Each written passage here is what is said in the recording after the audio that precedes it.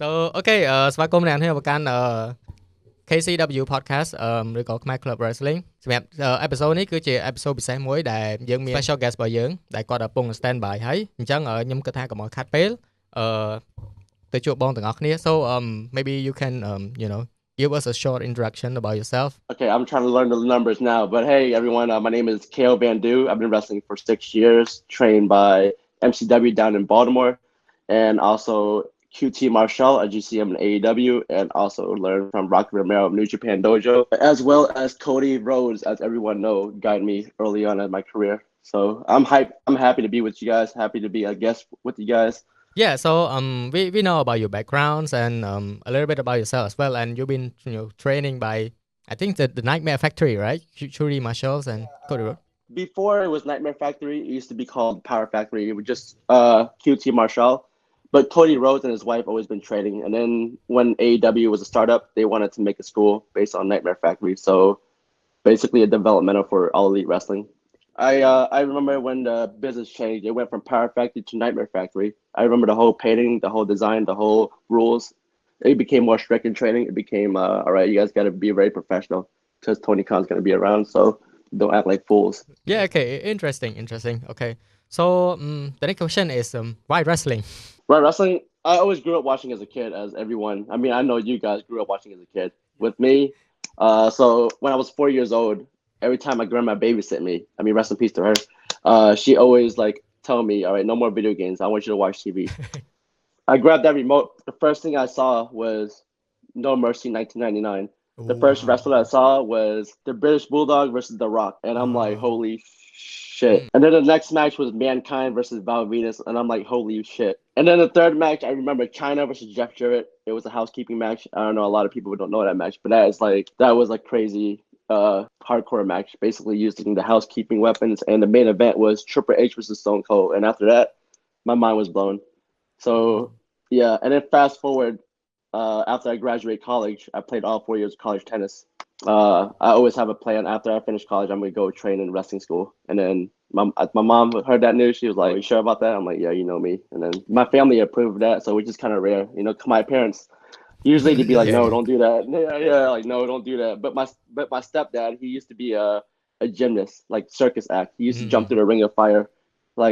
And then he kind of understands the passion. He plays music, guitar. He knows all about the entertainment aspect of it. But my mom was like, okay, I mean, you better be careful of it. Okay. Yeah, I mean, it's an interesting, profession, actually, talking about wrestling. If you tell the people back then, and then like, oh, I want to be a wrestler, and then like, what are you talking about? Of course, yeah. And also like around your peers as well. When you go to schools or when you hang around with a certain kind of people, they're gonna be like, why you want to be a wrestler? What is wrestling? Because they thought that wrestling, some sort of like an old school, bulk 'em up. Yeah. It's not like an entertainment aspect as what we've seen today. So I wonder like how you grown to be like from evolving into today. How is that change your perspective? Yeah, honestly, to be straightforward, ever since I was 4 years old, I always wanted to be a wrestler, nothing else. And then, of course, when you play sports as a kid, I always want to learn sports. Like, especially, I want to wrestle in middle school. I want to wrestle in high school just so I could like get the ground base on to grow into a professional wrestling. And then the other sports I play is also like tennis. I was really good at tennis. Played 4 years of college tennis, but like I was really good at it, but my heart wasn't into it. But then like when I was like playing tennis all 4 years of college, I remember my junior year, senior year, I had a choice. I'm like, I got like 2 more years of my tennis career left. I have to think about stuff outside of tennis. I mean, it's good that I'm graduating college. I got a degree, but like the thing is, I said, all right, I'm gonna hit the weight room. I'm gonna train hard, and I'm gonna keep in touch with all the wrestling coaches like while I'm in college. And I did that. In my senior year of college, I just started training in wrestling school, and then that's when I graduated college during the whole training and everything. So yeah. Yeah, okay. That's cool. The perspective, there's nothing changing. That was always my goal from day one, ever since I watched No Mercy 99. We forgot to introduce ourselves to him. Oh yeah.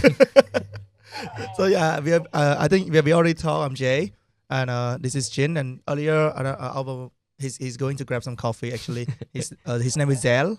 So yeah, so actually like, we from different industry, but like somewhere in the circle as well. I'm from influencers marketing, and he's also like from production team. He's freelance marketing, but we all have we watch wrestling, and somehow we just started this podcast for. We have Out of one thing in nowhere. common. Yeah, out of We just nowhere, we love just wrestling. start podcast. And You guys have a fun good fact- team. I love it. You guys have a good team.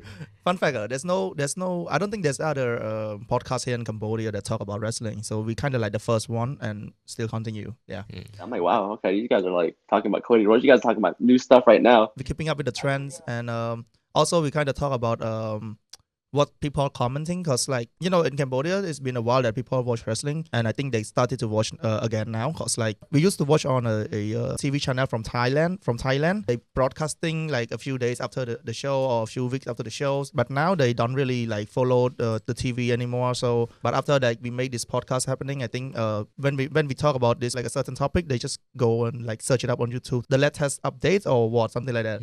From your videos, that's gonna like grow wrestling fans all over the country, not just Cambodia, but I feel like everywhere, like in the Southeast Asia Oh, that's provinces. cool. Area. I mean, honestly, yeah. No, actually, even we start podcast, we explore our neighbor country. They also have pro wrestling, and we like surprised. Like, we really want to go there and like see how like the environment looks like, because we don't really get a chance to like watch it live. Yeah, I know there's Vietnam Pro Wrestling that opened up. Yeah, I know yeah. Chris Jericho. Yeah, Chris Jericho went there. I remember, and I see like some of my friends, Viva Van from California. She was wrestling there. Oh yeah, we saw her. Yeah. Yeah, talent too. Yeah, I remember Sema. If you guys know the wrestler named Sema, Oriental Wrestling Entertainment, but he was trying to open a wrestling school in Cambodia. Yeah, it was The Siem Reap one? I show you? Siem Reap, yeah. yeah, that one is so we're in the capital city Phnom Penh, but that one you mentioned, it was in Siem Reap. Yeah, there was a wrestling in I think back to COVID maybe 2019 or 2020. I just back from Siem Reap actually, and I was looking for that gym.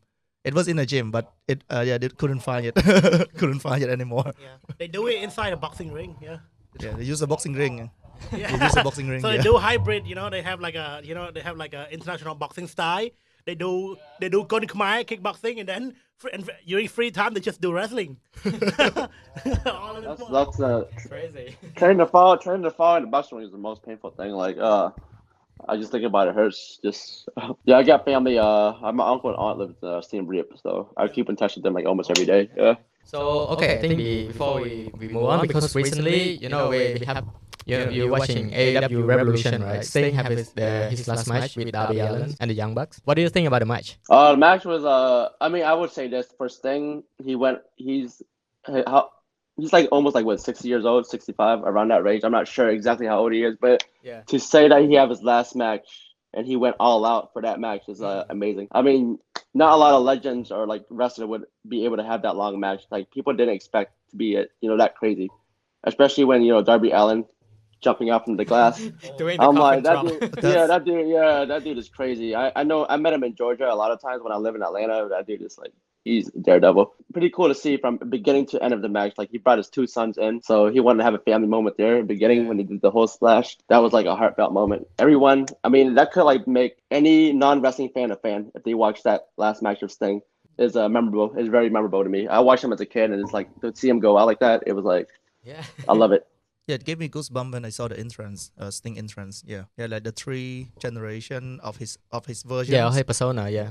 And also it's crazy as well, like to think of someone like Sting having like almost like 40 years of his career. It's crazy you have to think about it. Like some of us haven't been born yet, and he already like being the best of the best already during that time. WWF, WCWs, and then like to TNA, Impact Wrestling back then, yeah. And also now in AEW for his last 3 or 4 years, I think. Yeah. What do you think? The best age that wrestler should retire? I would say the best age to retire, honestly, there's averagely it really depends on who you are and what style you wrestle. Depends. I mean, Sting was always a technical guy, and he's always just like simple technical guy. Ric Flair, I mean, that man is wrestling still now, and he's Still like, around. I don't know how he's doing it. He's wrestled like all his life since he was like 18, all the way to like maybe 60 years. But it really depends on who you are. I mean, there are some high flyers that we all know that I wish had a longer career, but they didn't. I would say one rare guy that lasts like a long time was Rey Mysterio, which is rare in a career. So I would say averagely, if I have to pick a number, it really depends. I would say like at least like 45, 44, around that range. Yeah. I think Batista is around that age right now, isn't it? Yeah. He is, yeah, he is. He got like a big run when he was like 35, 36, I think, yeah. I actually do have a question. I just think that even what Jay just mentioned, Mong, I think wrestling in general is in a very interesting position right now. We are in I think we're in a very interesting era. I just want to hear from you, your opinion, Mong. I would say now there's just so many stuff going on in wrestling right now. Like you see this spot, that spot. Everything is always going crazier in wrestling in a way. So I would say it's a good thing, yes, but and also no, because the risk they're taking could like end their career just like with a snap. I wouldn't say today would be the best era. Honestly, I would say 2004 to 2007 is the best era in my view. Oh, 2000, yeah, because it was just more organic, when I watched wrestling in that 2004 year, we got Eddie Guerrero, we got the Chris Benoit, we got Triple H, Randy Orton, those guys that, are still wrestling, most of them are still wrestling today, Rey Mysterio. So I would say that year is, it felt more real to me. It felt like less choreographed because, it's just the organic. It's just like everything they talk, everything they say, it's like, it hits me. The promos, everything. Oh, is it because also like during that time, internet is not worldwide just yet, isn't it? Because so everyone can still keep the kayfabe, isn't it? Yeah, that too. Also that as well. Like everyone, when I watched wrestling as a kid, as we all did, the only thing I care about is like, all right, who's gonna win the title match?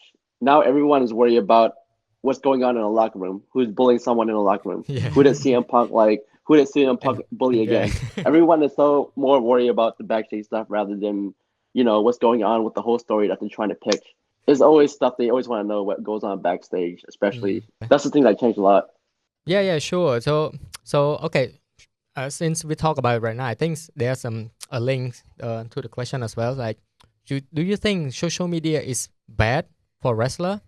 In a way, I would say actually no, because it actually help right now. It actually helped market their, business, especially if you're like an indie wrestler trying to make it to the top. Every producer, every coach is gonna look on the internet when they're like, on their downtime before a show or during a flight. So that's gonna help wrestlers learn more about, business and the social media aspect. So I wouldn't say it's a bad thing, but also in certain extent, I would say sometimes it is, especially if you get like invited backstage to WWE.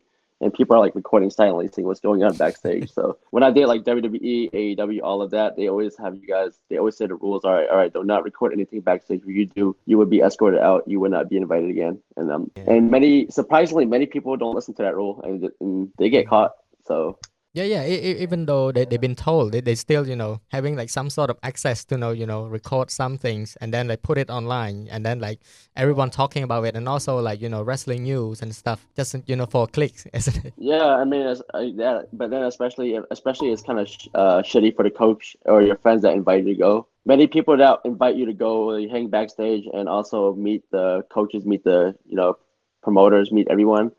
If they see you just like looking like a tour guide rather than a guy that want to really do business, then they don't want you. Yeah, why would you like get invited and just like have your phone out recording where you're at? Is Tony Khan looking for a tourist, or is he looking for like a guy that's want to do business? I see. Well, I'm not gonna say that name because the whole allegation, but yeah, that's interesting. Yeah. So we know you've been seen on AEW and WWE before. Yeah, so that's when I follow you actually on IG when I saw. I think it was, I'm not sure it was you're another Khmer wrestlers there. I think his name is Cody. Yeah. But then I saw your profiles. Yeah. So between the both brands that you've been on, AEW and WWE. So let's say which one would you prefer? I would say AEW because I want to grow a company that's like really brand new and to be a part of that, history that just so brand new. I just want to help elevate that company when they open up in the year 2018. If WWE offered me, of course I'll take it. Who wouldn't want to have a WrestleMania moment? Who wouldn't want to have, who wouldn't want to have a Monday Night Raw moment, SmackDown moment, NXT moment? But if they both offer me, I would choose AEW because I want to have that growth with them and then try to get that company to the top. And my idea is my goal is to actually grow in wrestling and then especially grow in wrestling in Cambodia. Just the way as the Samoans did it, as the the Anawi family did it in the island of Samoa, and also like the way Paige, if you know Paige Saraya Knight, the way she grew it in her country. So I'm trying to do the same thing in Cambodia, just like Right. grow it all over Southeast Asia. So let's say a follow-up question though, since you talk about Cambodia, since I mean like I only know two Cambodian wrestlers. Do you know others, or do you have other Cambodian wrestlers that we don't know? If you guys know Yoya, he wrestled. You guys watch Game Changer Wrestling, GCW? GCW, yeah. Yeah, GCW. Yeah, Yoya wrestled in GCW. He's a Cambodian wrestler. He lives like actually 20 minutes from me. His girlfriend, Janai Kai, if you know her, Janai Kai from MLW. I'm not sure if you guys. And also another one. He just started wrestling. He just started his career. His name is Prince Lai. He's from Texas, so he's like upcoming and new. And of course, everyone knows Cody Chung from Washington. He's from the West Coast. So yeah, I still talk to him like every week. Cody Chen, he has a big moment here in Cambodia back then, when he debuted in AEW. He wore like his golden pants and ankle golden trunk and like have the ankle wart at the butt. Like a lot of people here in Cambodia, they get offended. Yeah, I know because I remember I did the same thing, and my mom had to talk to me. She was like, that's disrespectful, right? And then I'm like, no. I see it in like football jersey. I see it in soccer jersey, and she was like, "You idiot." Yeah, she's like, "You idiot. That is disrespectful. You having the ankle on your ass, and that's like the big symbolize of the whole country." So that after she said that, I immediately talked to my gear maker. Hey man, I need to update my gear real quick. So it's gonna come next week. So that's yeah. But we all don't know. We all grew up in sports that has like logos in their back. So Of course. We gotta be polite now. So yeah. Yeah, it was a big thing back then when his debut at AEW, and I was like, A lot of Cambodian people like talking about it Yeah. instantly. yeah. Like for us, of course, we are wrestling fans. Yeah. Of course, we know, we understand. So I was so hyped. I was so proud of that moment. I share a lot of things on Facebook. But Yeah, it was cool. Yeah, I didn't know. Yeah, I saw everyone else have like their flags in the back of the trunks. Some of them, but then if you're raised in like such a Southeast Asian household that takes so much pride and passion in the country, you don't want to put that in that part. So yeah. No, but I think the cool thing that time, his Titron, is it what it calls? Like yeah. Yeah. That yeah. it was a Cambodia flag, so like a big Yeah. Cambodia flag. The year 2020, I remember. Yeah, there were when the whole war shut down. Darby Allin invited him to come out. I was there actually, but I didn't have a match. So yeah, I was actually doing a commercial with Jade Cargill. If you know Jade Cargill. Yes, Jay Cargill. Yeah, I was helping her do the promo to get her first match with Shaq versus Cody Rhodes, and Interesting. yeah, That's cool. Yeah. Yeah, well, no. I just want to hear from you. We ask each other a lot, especially when we meet, a group of like wrestling fan here. We usually ask, what is the current, I don't know, your top 5 most favorite at the moment. So what is your top 5 right now? Not all time, just like right now. that's right. Wrestling right now, Yes. Okada. Everything he does is really good. Like from his entrance to the ring, from the end. Number He's a 2, rainmaker. people's yeah. And number 2, everyone's gonna maybe just like probably say some stuff about it. I would say, what is that? Will Ospreay. Oh, I mean, he yeah, got 5. He had there's a balloon going on. I didn't know what's going on. Yeah. 3, I would say from the top of my head, Darby Allin. He takes a lot of risk for the company. Number 4, honestly, Christian Cage. 5, I would say I have to say one company from a wrestler from WWE, Dominic Mysterio. Oh, yeah, Honestly, definitely. Everyone loved Dom. Yeah, I don't know why. I mean, congratulations on his wedding and Yeah, he just got married, isn't he? yeah. But after he grew like years on, now we call him Dominic rather True. than Dominic Mysterio. We just call him Dominic. No, Mong, your top 5 is very interesting. You seem like you're really into the character guy. You're really more on like yeah.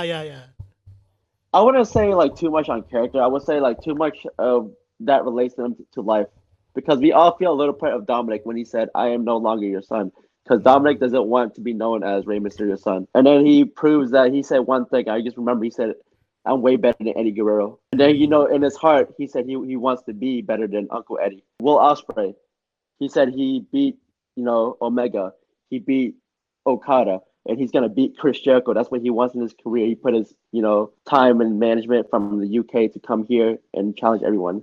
And he felt that. Darby Allin, if you know about the story of his face paint, his uncle, he was in a car accident with his uncle, and then his uncle happened to die. And then everything he talks is like that when you see him talking to Mike, we have to like lean in forward to see what he's really saying.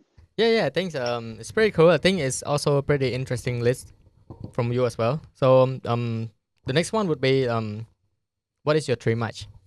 if you could just choose, any veteran or any current active superstar right now, either company, AEW, TNA, or WWE. Are you talking about three? You talking about three top companies? Yeah. Wait, hold on. You mean like dream opponents? Yeah, dream opponent for you. Yeah. One, of course, would be the guy I mentioned, Okada, would be one guy. I want to, that's my dream opponent, Okada. Yeah. That man represents the whole Japan, like his culture, and I definitely want to represent the whole Cambodia in my culture when we clash in the ring, hopefully one day. Number two, honestly, hopefully he stays wrestling, would be Chris Jericho. I watched him as a kid, and I'm hoping he wrestles like for the next few years, so I could probably get a match with him. Yeah. Number three, one dream match that I always actually thought about a lot would be actually Will Ospreay. I feel like me wrestling him will like unlock my intensity against him, because once you go in, you have to like really know everything. So far, we got to know a lot about you and your inspirations and stuff. So the next one I want to know if like your experience both company, AEW and WWE. What do you think about the working environment between two company? In a very positive way. What do you think? Or you can guide us through when you've been there? Yeah. Okay, so I would say in AEW, when the company first started up, once I entered the back room, I have like a lot of friends that are signed to AEW. So we all started together. We all trained together in Atlanta. But when I went back there, it feels like I'm just, going to like another indie shows backstage with them. So to me, in AEW, the working environment there is actually more laid back, more chill. Because I have like a lot of friends that work there. I have like coaches that are like, a producer for the show. So I felt like, it was like very comforting. WWE, I would say in my experience, I don't know anyone in WWE backstage, nobody except maybe Fit Finley. That's about it. But with them, it's very, very strict. They're gonna put you into a room, and the only time you come out of that big room is when they ask you, they need you. So I would say WWE is more strict, is more corporate. They give you a lot of details on how to get to the arena and everything else. Yep, that's the environment there. Okay. True. Yeah. I mean, as a level say in Cambodia, people don't really watch other brand than WWE because there was no access into it, and I think now we kind of open more door to them. Like we show them they are not just WWE. Some people didn't know that Jon Moxley is still wrestling. They thought that after he left, they thought that he stopped wrestling, even Edge. Yeah, like people here, they thought they just asked us, where is him now? Where is Jon Moxley? Where is Edge? And there's like, no, they in AEW. Remember when we were young, they do the translation. Yeah. The live comedic translation to It was funny. to WWE. So I think the WWE show is really like in depth into our road. So hopefully, hopefully we can talk more about AEW stuff like that. Yeah. True. Yeah. And also because right now as well we have like access to the internet and also like YouTube. Because every wrestling company right now they have like their YouTube channel, like GCW, MLW, even NWA as well. They reintroduce themselves to the wrestling world. Will you plan to come to Cambodia someday? Like to visit. Definitely will. I want to come with like my relative. My cousin right now, he's in Cambodia on vacation for 1 month now. Actually, he's there in Siem Reap. But someday I will. I just don't know when yet, or but I will definitely plan to. If you come to Cambodia, would you do something wrestling related, or you talk to someone, or maybe like sport federation here to doing something related to wrestling? Would that possible? Oh, it would be definitely possible. I mean, everyone in WWE knows that if they're going to do a show in Cambodia, they know who to contact first. Everyone in AEW knows if they're going to Cambodia, they know who to contact first. It's going to be definitely me, Cody Chun, and Yoya. So, yep, I'm always keeping tab with them and everything. But yeah, definitely, that's my plan. If Cambodia has like, a professional wrestling company, I'll definitely come through. We can be the commentary. We don't mind. I'm doing voluntary. Yeah, we kind of make a funny statement. Previous episode, I believe. If there's any chance WWE come to Cambodia, like make a house show here or something, Or even a tryout or actually. even a tryout, like we don't mind appearing there for free. I handle all the marketing. Yeah, he'll be like, this guy will do all the marketing, the selling, the events and stuff. I'll do the social media influencers marketing. I will work on the production. Who would be inspire, or maybe who you would looking up to when you want to be a wrestler, like you idolize? As a kid, I always idolized Stone Cold Steve Austin. Everyone is surprised by that. Yeah, that's the one guy. Yeah, Stone Cold Steve Austin. He wrestled in the land of giants. He wrestled where there are 7 foot guys. He wrestled all the time, but he put his personality up there. He comes in the ring. He opens a can of whoop ass and drinks beer at the end when he wins. So that guy, he's like one of my inspirations because he's himself. He's really himself. He's a guy from Texas. He's not trying to do all the shenanigans. He just want to be himself and wrestle. You know his story. He got fired from ECW, WCW, and then he cut a promo that kind of like got him a contract for WWE. So yeah. Yeah, I think also fun fact because Paul Heyman recently announced as he inducted into Hall of Fame, right? Yeah. So did you aware that Paul Heyman, responsible for Austin to become Stone Cold Steve Austin? Do you aware? Yep. So can you talk a little bit about that? Oh yeah. So Paul Heyman, congratulations to him for being in the Hall of Fame. So Paul Heyman did in fact created like Stone Cold, but I felt like it helped Stone Cold.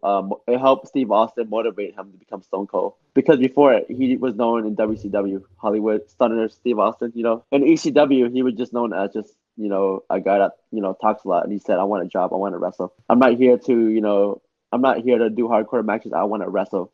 And he says 3 names. I just remember he said 3 names: Dean Malenko, Eddie Guerrero, Chris Benoit. That's it. And then later on, and then WWF gave him a contract ASAP before ECW shut down. Yeah, that's interesting. Paul Heyman, he's a genius. Paul Heyman is a big genius when it comes to like helping character out. Like especially, there's one wrestler that I don't know if you guys know Raven. Remember Raven? Raven, yes, yeah. I know of him. Yeah. Yeah, like Paul Heyman helped create Raven from ECW, but when he went to WCW, WWF, there was nothing really for him. So it's kind of sad to see because he's known to be a very smart like when it comes to wrestling. Yeah, okay. Since we talk about Paul Heyman, maybe we should talk a little bit about like the history of ECW as well. Like so among the the ECW originals, which one is your favorite? Like Tommy Dreamer, RVD, the Sandman. So can you pick your favorite? Okay, I would say one. I wouldn't say when I first saw ECW, the first wrestler I saw was Taz. Taz, oh yeah. And then, Taz. He just comes out. He's really ready to fuck someone up. Like once you see his entrance, his whole mask, when he comes to the ring, everyone's just like, "Oh shit!" And then I can see him a little bit in you as well. yeah, Taz. And then another guy, there's one wrestler, Sabu. He does this. Comes out the entrance. He comes out with his, come in the ring, grab a chair, throw it. Everyone would just get out the ring. Chairs everywhere. Sandman, because his entrance, like when he comes out, plays that song, Enter the Sandman, everyone will sing along, and his entrance was just like opening beer, drink. And the best part of his match is not like really wrestling, but it's the entrance. And it's like having everyone in the whole arena sing his song. That's the ECW I was introduced. Yeah. Yes. You guys got anything else? No. Yeah? I leave it to you. We can actually move. Let's actually move. One question I want to know because like, I don't honestly like I don't really catch up much with a indie wrestling. So like I want to know your current situation. Let's say, are you currently a heel or a babyface? Depends where I'm at. Normally, if I'm like wrestling close to this area, I will say right now I live in like the DC area. If I'm wrestling in PA, Delaware, DC, I'm maybe a babyface. The only time I'm heel is actually when I'm in Boston. But I wish I could do more heel stuff around this area. But people talk to me. They said, "Wow, he's so nice. He's so professional. He's actually a good guy, a babyface." Yeah, but when I'm in Boston as a heel, like I don't like being the type of guy like remember JBL? Yeah. I'm trying to find something different outside of JBL. To me, JBL is the best heel in professional wrestling. But I was trying to find more of a mixture of Raven, if he was JBL in the mix. So basically, if you hear Raven kind of promo, everyone would just like lean forward and just like kind of get quiet and kind of get a little bit scared. So true. Mainly babyface here in this area. Are there any particular reason why you always become like a villain or like a heel around Boston? Mainly if I'm in Boston, I think they asked me a question. They said, "What do you want to do?" And I said, "I've been babyface way too much, and I've been working on like a lot of heel stuff. I want to be heel." And they were like, "All right, cool, heel it up." And then my first match, I remember when I come out the entrance, I grabbed a kid's hat and threw it across the arena. And then people were like shocked. Everybody, there's a video on my Instagram on my top like there. I just remember coming out, grab it and throw it across. Everyone was like, "Yo, what the hell?" Yeah. And then when I like come in the ring, when I'm like beating my opponent down, I always stare at like one person only in the arena. Front row seat is always gonna be that one guy I'm gonna stare at, and then everyone's gonna be like, "Oh, sure, you better leave right now." And then, yeah, that influence, that inspiration that I got from like grabbing that kid's hand and throwing it was from baseball, because I remember a guy struck out, and then a fan just like started teasing him. He grabbed that fan's hat and just threw it right across the baseball field. I'm like, yeah. That's a real hit. Your favorite heel, of all time. Favorite heel all time JBL. I would say 100% JBL. Of course. The introduction. I think I remember because what he is famous for as well, like evolving from the Cowboys and then to the APAs and then to like the John Frasher Layfield. I think most of the achievements. As a kid, I remember when I saw JBL come out the entrance as JBL, I'm like, what is Bradshaw doing? But then when time goes on, when he's wrestling a few more matches, especially against Eddie Guerrero, I'm like, holy shit, JBL's fucking crazy. So that's when I just remember the evolve. I'm like, why is Bradshaw acting like this? Because I know him as Bradshaw, but now like his best career was being JBL. Now I call him JBL. His clothesline is dangerous. Looks dangerous. Oh yeah. I think that the only clothesline that looks so brutal to me. Yeah, I don't know why. It is. He goes in. He's 6'7", and when he goes in, it's like, oh shit, yeah. Definitely. Right. Okay, since we talk about him, I think let's just pick his favorite match. I'll just go first. I'll pick his I think his is that last man's his I Quit match between him and JB in John Cena. That's from me. Yeah. What about you? For me, it's me versus Eddie Guerrero, Great American Bash. You guys ever seen that match? I think we see it. Yeah, Eddie Guerrero versus JBL in Great American Bash, and I just remember after the match, Eddie Guerrero looked like he won, and everyone was celebrating. But however, the Texas corner match, JBL shoulder hits the ring first, the corner first. So Kurt Angle, the general manager back then, he said, "Oh, let's look at the replay." And then they say, "Oh, JBL had he touched the turnbuckle first, not you, Eddie. Sorry, Eddie. The rules are rules." And then they gave the champion to JBL. And everyone was booing him out the arena. So, yeah.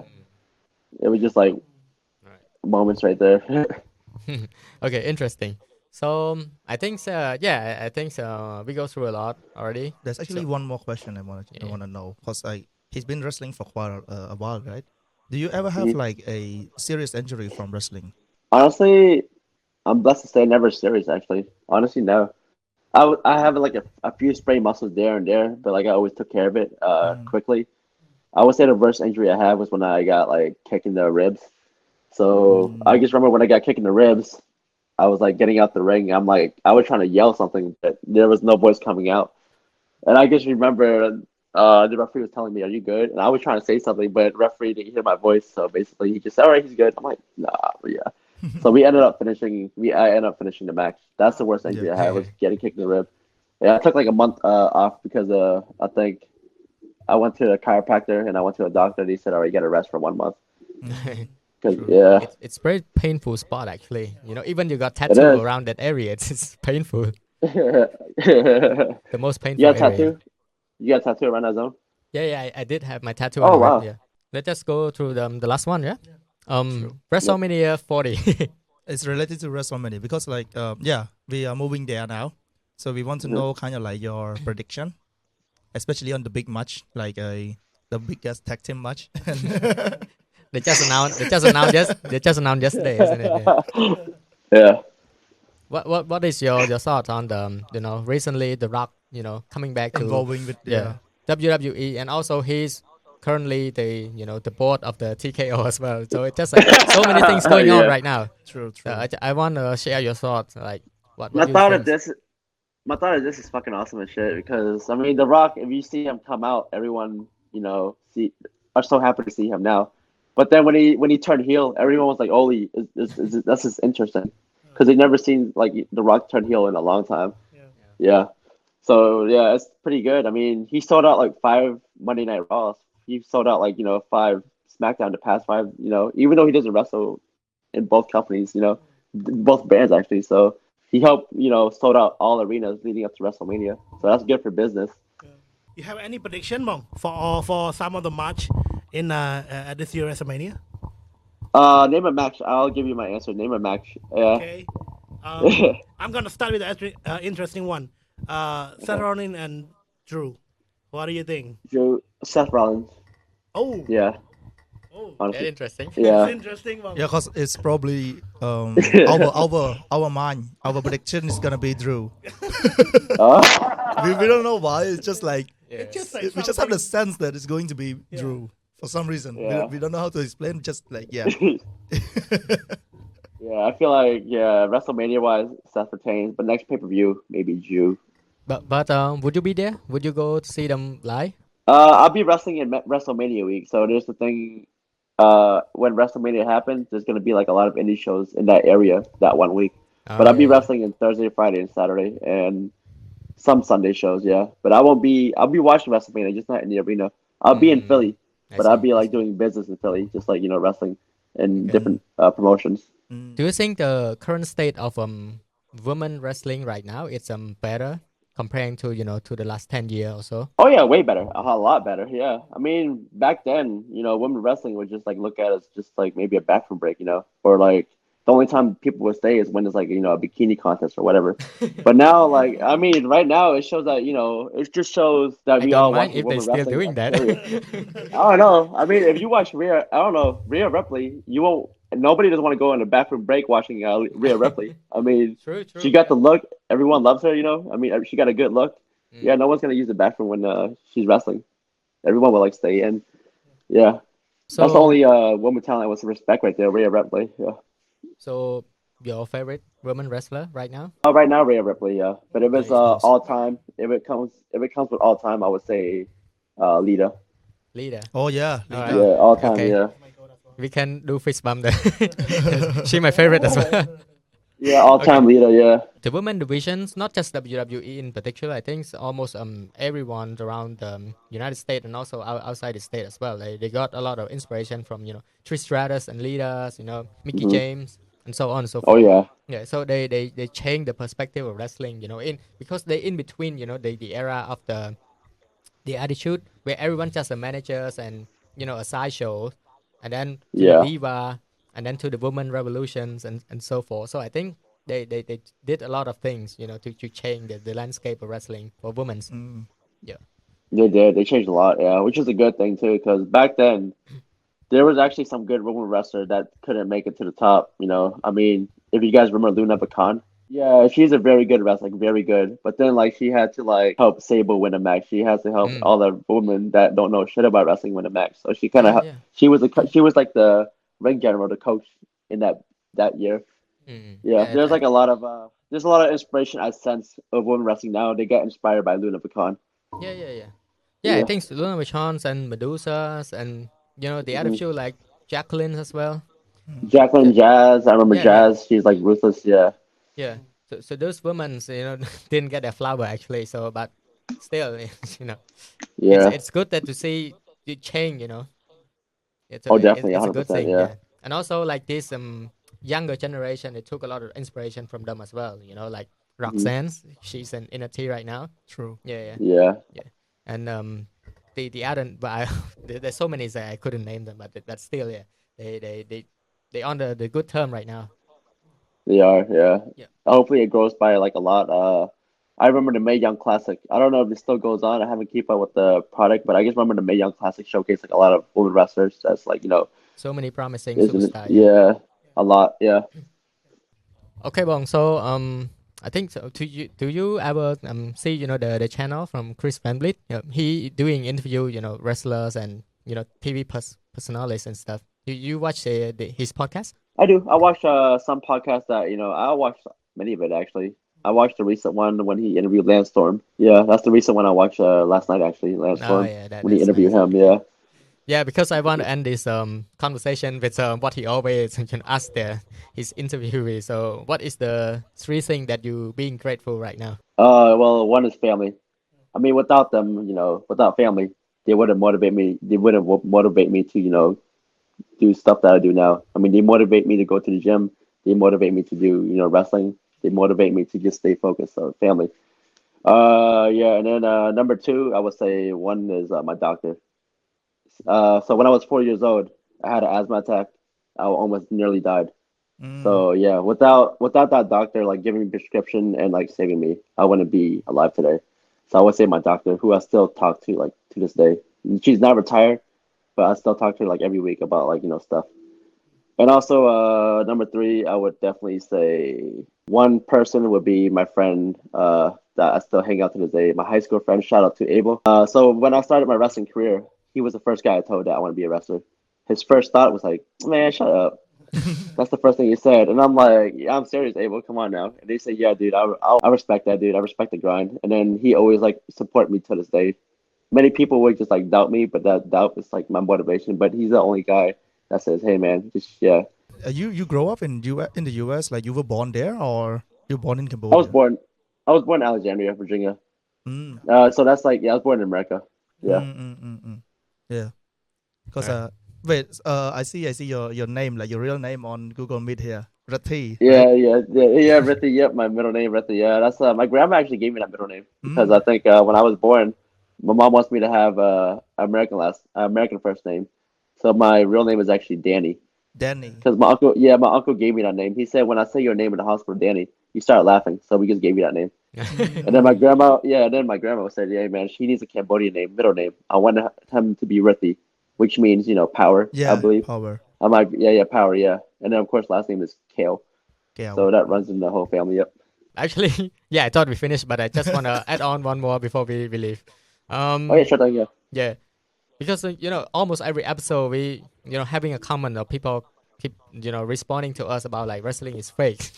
So I want to share I want your opinions on that, like between wrestling is fake or wrestling is real. It's like we are hearing from the wrestler himself. Yeah. Like Oh yeah. like we're trying to explain. Like we know what it is, so we're trying Yeah. to explain. But like the debating is everywhere Yeah. in the comment section, especially on TikTok. Yeah. Also, it's a good thing Oh, as well yeah. because you experience it, and also you here right now. So maybe your comment would be lighten up a little bit more to our Okay, cool. audience. Oh yeah. Wrestling isn't fake. I mean, we take the falls, we take all the everything else, the risky maneuvers, and then we fall. It hurts. The ring hurts. I would say it's choreographed, yeah, but I wouldn't say it's fake. True. It's real as it is. I mean, we all wish that some of it was fake. We all wish that maybe Chris Benoit wouldn't have the CTE he got. We all wish that Owen Hart didn't die and fall in the ring. We all wish that Dynamite Kid, if you guys know him, wish he had a longer career. So if they say it's fake, I want them to like look at some of the wrestlers that are in a wheelchair right now. Like look at Lex Luger. So I wouldn't say it's fake whatsoever. Okay, well, so I think this is for now, but I think Yeah. hopefully we're gonna have a part 2 with you some other Maybe time. maybe even you come here or something. I don't know. Yeah. Or maybe after WrestleMania season, when you a little bit, off schedule, we can arrange another Okay. interview with you. Oh yeah. So before we end this, I gotta ask one of you guys a question. All right, you guys ready? Okay, Sure. shoot. All right, cool. I just want to say, all right, I want to know each of you guys Mount Rushmore, 4 wrestlers that you guys love of all time. I forgot to ask you that, but it's okay. Wait, we sorry. save it for Yeah, another yeah, time. yeah. We save it for another time. No, yeah. Your top 4, wrestlers. yeah, Top 4 wrestlers. yeah, of all time, yeah. I know. We start with you. Okay. Yeah. Mine would be like the person I look up to is John Cena actually because of the quote he used, never give up. And the third one, I like something brutal, so I would go with John Moxley and CM. And the second one is CM Punk, and the last one I would say H. Yeah. Oh wow. Okay. No. I got age as well. And very interesting because I start to fall in love with age when he was a really like a peak heel in WWE, Yeah. the John Cena feud and everything. I got to put Yep. Randy up there. I'm having a hard time choose some of the big guy between Triple H, Rock, and Stone Cold, but I think I want to give Triple H his flower here. He was one of the most the most favorite heel that I ever seen. And from this new generations, it might be art, but I gotta put Seth Rollins up there. Seth Rollins up there. I think he's one up when he was a heel, the Messiah one. Yeah. I think that's one of the best. I think character or the persona that we can see on TV. So at the moment, if you ask me in 1 year from now, I might have a new information. But I think that's my top 4 right now. Bong. Yeah, bong. Okay. Yeah. Okay, so for me, I would pick the Undertaker, Mark Calloway. Yeah. Too bad he retired now. Yeah. I want to see him with this thing at WrestleMania, but too bad it's not happening. The next one would be CM Punk as well because I took a lot of inspiration from him. I idolize him a lot, and also I'm drunk free as well. Straight edge. So yeah, that's kind of motivate me. The third one I would say, Randy Orton. He's the third generation superstars, and also like he's still active. So yeah, and the last one, it's very difficult actually to pick. It's I would say Shawn Michaels in terms of everything he did for the business. From his younger self to right now that he's still being the head of NXT. Having a lot of young talent as well. So yeah, I would say Shawn Michaels. But if time passed by, I would say honorable mentions. I would say Malachi Black or Aleister Black, because he's actually being himself. Doing the Muay Thais, and I also talked to one of our episode that we said if he ever come to Cambodia, I want him to try doing the Bokoto or Khmer boxing. Yeah. Because he did a lot of Muay Thai. Even he opened his gym. He doing like a Muay Thai training as well. So hopefully if he can come to Cambodia someday, we would like to have him doing some of that stuff. Yeah, he will definitely will. He definitely will learn the art. He loves learning all that type of art in different countries. Yeah, thank you guys for having me. I really appreciate it. No, Bong, thank you, Bong. Thank you so much, though. Yeah. Thank you for your time, because Likewise. we know you're very busy. Your tour, wrestling tour and stuff. Yeah, especially during this WrestleMania season. Yeah, we talked like a month ago, and I said, I'm gonna give you guys a date. That one date will work. And we made it work. I appreciate your time as well. Yeah. So hopefully, hopefully we gonna have a part 2 sooner or later. Yeah. So yeah, I think that's it. Do you have anything to add on for our audience before? You guys have like any dreams, I would say, or passion? I just want you guys, everyone that's watching this, you guys have a dream or passion? I want you guys to focus on that and just shoot for the stars, because there's gonna be a lot of naysayers. But just focus on your goals and focus on what you want to do. Put your heart and soul in everything that you want to do, and that's really all I gotta say. Straightforward. I appreciate it, Bong. So hopefully we see a lot of Khmer wrestler growing into the U.S. industry, or maybe all over the world. Like in Japan. So, in Mexico as well.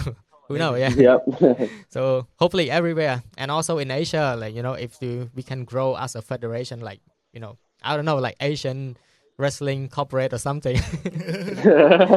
And then we can also like a different country, like Vietnam, Thailand, Cambodia, Laos, India, because WWE is pretty big in India right now, and Saudi. So hopefully, someday, we never know, never say never. True. Yep, definitely. So appreciate it, Bong. Yeah, we will see you to the next one. Yeah. All right, see you guys. Have a good one. Bye bye. Bye.